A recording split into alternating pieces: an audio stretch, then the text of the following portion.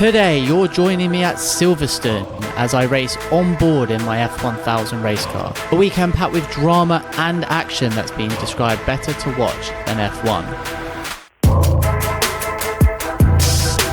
Between my videographer and GoPro, we captured all the crazy moments from this race weekend, including near misses, track footage of the iconic Silverstone, overtaking F1000 champions, access to the actual F1 garages, navigating back markers, mechanics saving the day, and of course, heartbreak. All of this is to come in this two-part series, so stick around for the behind-the-scenes action and race highlights here at the iconic Silverstone.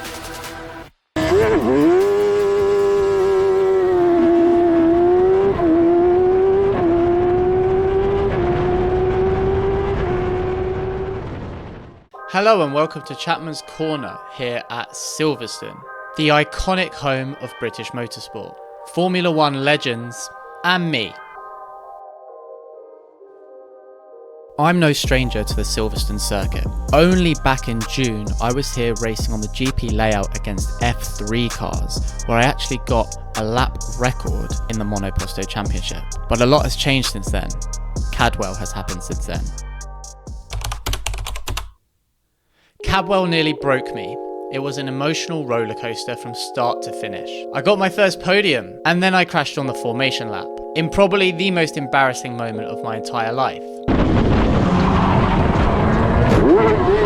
My team at TSR worked really hard over the few weeks between Cadwell and Silverstone to make sure that the car was fixed and running again. Because the chassis was damaged, it had to go back to the manufacturer, Jedi, to be replaced. The repair bill on that one hurt a lot more than the crash did. So front end chassis replacement, a new front wing and a new rear wing, wishbones, radius arms, brakes, rear wing post, the lot. Basically, 2 race weekends worth of budget, and the car was alive again. After my crash at Cadwell Park, I was so grateful and touched by all the comments I got from you, the viewers, saying that whilst yes, it was kind of my fault, these things happen and you just need to keep your chin up and move on. I was actually really grateful for that, because whilst I was posting probably one of the most vulnerable and exposed moments of my life, I felt that the support was there, and you guys are legends, basically making sure that I wasn't too down about it and knew that, you know, these things happen, put it in the past, and it's how you move on and how you progress from that really shows who you are as a person and a racing driver. And it's something I pride myself on in life, is I'm fairly resilient and I give everything my all and basically send it, even at huge risk to myself. So thank you all very much for that support. It genuinely got me back on the grid at Silverstone, and it also made me grateful for my YouTube channel, being in front of you guys on the camera talking about my weekends. It makes it all worth it, because you guys genuinely show support and excitement to watch the videos, which just keeps me doing it, because this is not easy and it's very time consuming with a full-time job. So thank you very much. I genuinely mean that. Now, my pride was in the toilet, and I'll be honest, my confidence was a little shaken, but I knew I would never make such a stupid mistake again. All I had to do was deliver another podium to prove that I had the makings of a future F1000 champion. This was the comeback. Now, of course, part of that comes down to the car. A major rebuild like this means that it might not perform the same way it did. So we had to properly test it at Silverstone to make sure that it was working properly and is as fast as before. So the last thing you want to do in that scenario is take a big risk, which is exactly what I did. After just one session out, I can confirm that the car was running very well. There was no issues following the rebuild, and it was fast. So then I did something pretty mad. I decided to hand the keys to my friend and sponsor Sam Venning for his first ever drive in an F1000. He had only ever done one track day in a Ginetta with DTO, and he had done his ARDS, his race license, only last week. Now, he does have a very high quality sim and spends a lot of time in it. However, this was literally going to be the 3rd ever time he had been on a track, and the F1000, the single-seater, is no laughing matter. It is entirely alien to a normal car that you might have driven. There's no ABS, no traction control, no power steering. It's just you and the car in there, and it's very intense driving around with a lot of other cars and a lot of traffic. This was the proper experience. This was a big risk, but I trusted him. Now, to be fair to Sam, he absolutely sent it for his first go. He managed to get a 109, which in qualifying wouldn't have even put him at the back. And bear in mind, he only really got one session. Only problem, well, 3 laps in a row, Sam got confused with the sequential shifter, thinking that you push to go up, pull to go down. So 3 laps in a row coming out of club, Sam went from second into first instead of third, which you don't need to be an engineer to realise isn't great for the engine. I only realised this watching the footage back, and I definitely winced each time I saw it. Every engineer and mechanic I've spoken to since said I'm extremely lucky the engine didn't blow. So I was going into Quali the next day a little bit nervous for the engine. My gearbox hated him, but he loved every second of it. And honestly, seeing his face getting out the car was worth every part of the risk.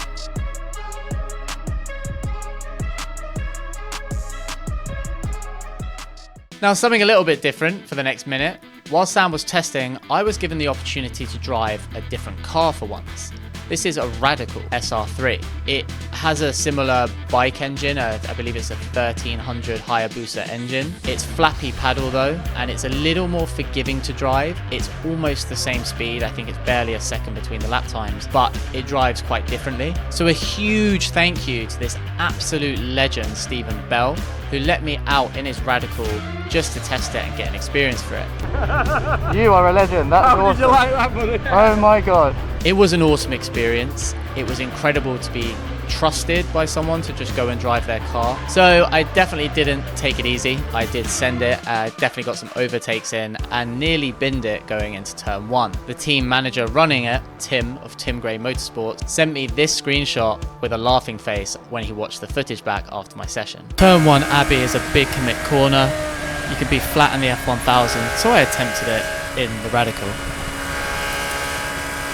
And that wasn't the only one.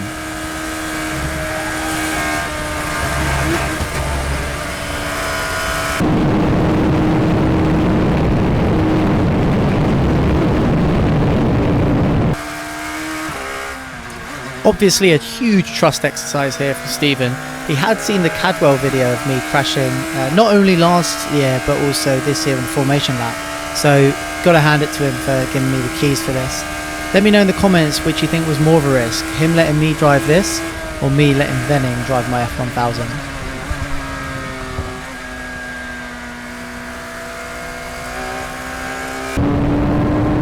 So my fastest lap in the Radical was a 1:05.5, which was about a second and a half off of my pace in the F1000, but not surprising considering it was the first time I drove the car.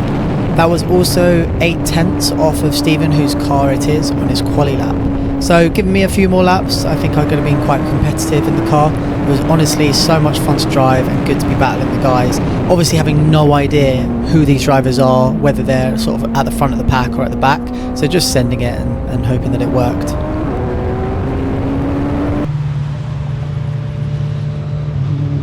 That's so cool.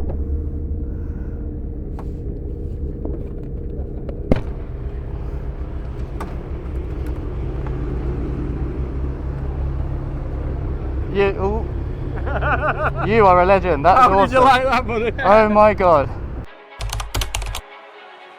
Now, as you might remember, I have a 5-place grid penalty for Silverstone first race based on me crashing on the formation lap at Cadwell Park. So then some strategy decisions needed to be made here. With a 5-place grid penalty, why chew through new tyres? Why not save them and give myself the tyre advantage for the race? So I spoke to my driver coach, Matt, who was there at the weekend. Do we just bed them in, make sure they're up to temp and bedded in properly? And then do we just basically come back in and save the tyres for A, the race, and B, qualify at the back?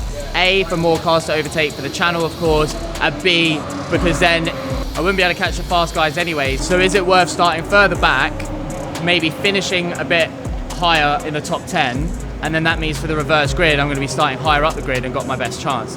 Matt, what do you think of what I just said? Well, the good thing about saving the tyre is that Silverstone, especially on this layout, is very notorious for nailing that front left. We've got very long duration, high speed corners. So I'd say it's a good idea to save the tyre. Do 3 laps, because you need 3 laps anyway to be allowed to race. But bed them in. So remember what I was saying to you, load but don't scrub the surface. Realistically, like how your pace was at Cadwell, I'm not too sure how your pace was yesterday because I was working elsewhere. I don't see a reason why you can't be challenging for like top 6, top 5 anyway.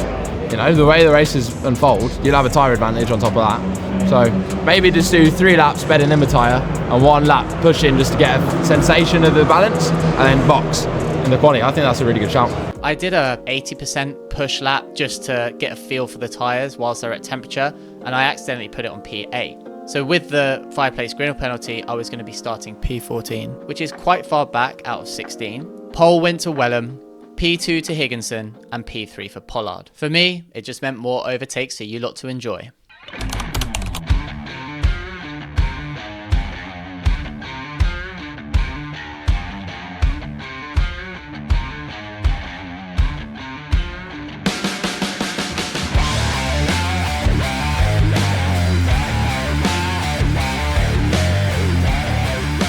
So on the way out the pits for the formation lap, I got a bit unlucky.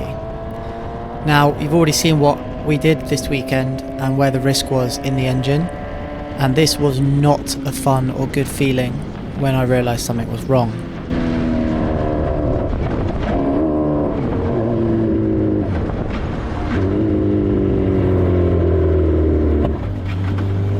So I pulled over, turned the ignition off and switched it back on, and kept attempting to turn the car back on, but to no avail.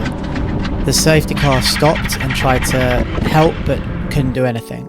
So unfortunately, I was getting pushed by the marshals off the track in behind the barrier. Things weren't looking very good.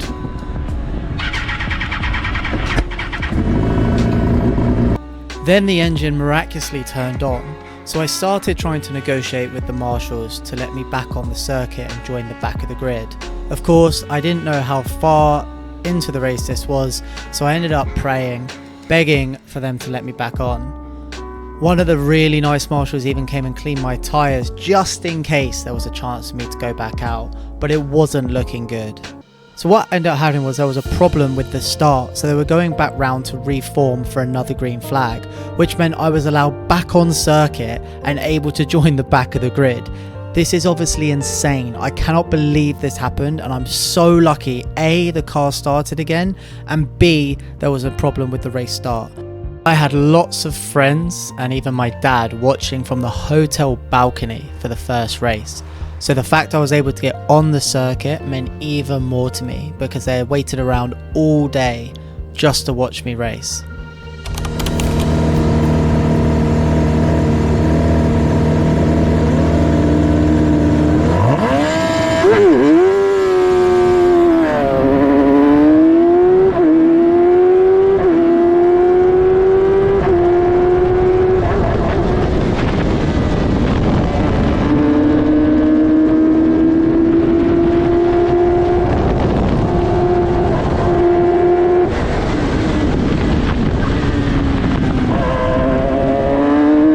And that is where part 1 ends.